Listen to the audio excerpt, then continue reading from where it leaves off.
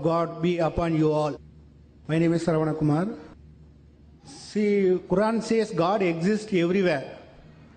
And others also saying God exists everywhere and within everything. And somebody says within ourselves also God is there. And if God exists in everything means, why don't we worship in an ideal? There is also a God, no? Then, if not, where God exists? Please explain. Thank you. The brother asked a very good question. Peace be on you too, brother. Wa alaikum assalam wa rahmatullahi wa barakatuh. Peace, mercy and blessing of Allah subhanahu wa ta'ala be on you, brother. The brother asked a very good question. That even in the Quran it is mentioned that God exists everywhere. The Muslims believe God exists everywhere. Even the Hindus believe God exists everywhere. So what is the harm in worshipping an idol? God exists in the idol, God exists in human beings also. So what is the harm in worshipping an idol? Brother, nowhere in the Quran is it mentioned that God exists everywhere. Nowhere in the Quran is it mentioned God exists everywhere. I am aware there is a misconception amongst many Muslims who assume God exists everywhere. Nowhere does the Quran say they exist everywhere. What the Quran says, Allah's power exists everywhere. Allah has the power. The verse of the Quran, wherever you turn your face, you will see the wajh of Allah subhanahu wa ta'ala. The face means the power of Allah subhanahu wa ta'ala. Allah is capable of controlling anything and everything. But the statement He exists everywhere is not mentioned anywhere in the Quran, neither in any hadith. I am aware that there are certain Muslims out of misconception, they believe that. This is nowhere mentioned, but His power exists.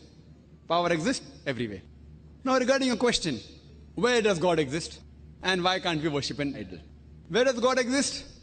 The Quran says, Allah is on the arsh. There's a hadith where a lady approached and the Prophet asked her, where is God? She said, point on top. God said she has iman, she has faith. So God exists on the arsh, on the throne exists on the water, He's up in the heavens. So but naturally He's not in the human being. Yes, He can control. Allah says He's closer to you than your jugular vein. That means He is aware of everything, His power is there. That doesn't mean God Himself has come into the jugular vein. That doesn't mean that. It means that Allah has power. He's close to you, that means He loves you. He knows you, He knows everything, He has power over everything. Not even a leaf can fall without the permission of Allah subhanahu wa ta'ala. Now coming to your question, why can't we worship idols? If you read the Quran, Quran says in Surah Ma'idah chapter 5 verse number 90, which I quoted, idol worship is prohibited. Same thing, if you read the Bhagavad Gita, Bhagavad Gita says in chapter number 7, verse number 20, all those with intelligence, yes, you can note down, brother, Bhagavad Gita chapter number 7 verse number 20, all those whose intelligence has been stolen by material desires, they worship demigods.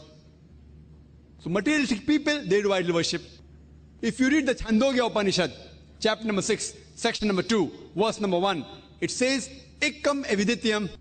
It's a Sanskrit quotation which means God is only one without a second. It's mentioned in the Svetasvatara Upanishad, chapter number 6, verse number 9. Na chasya kasij janita na chadipa. Of Him there are no lords. He has got no parents. Almighty God has got no father. He has got no mother. Almighty God has got no superior. He has got no master.